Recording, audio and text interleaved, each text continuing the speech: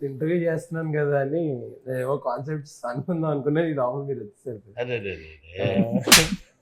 అలా జరిగిపోయిందా? బట్ నాకు అలవాటు సార్ ఇలా ఇంప్రాంప్టుగా వెళ్ళిపోవడం అది. ఓహో, అదే బయటికి కాదు ఇంటర్వ్యూ బయటకని ఎవరన్నారు?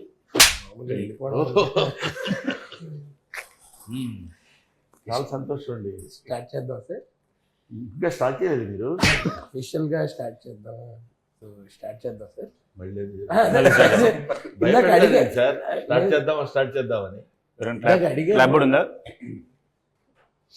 ఇందాక అడిగాను సార్, జస్ట్ ఇప్పుడు చెప్తున్నా. ఓకే, సో ఏం లేదు సార్, అంటే మరి కాంప్లికేటెడ్ క్వశ్చన్స్ సార్.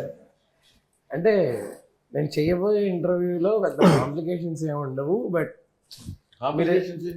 అంటే ఇబ్బంది పెట్టే ప్రశ్నలు అవి ఏమి ఉండవండి. కాకపోతే రెగ్యులర్ క్వశ్చన్స్ లో కాకుండా చాలా డిఫరెంట్గా అడుగుతానండి.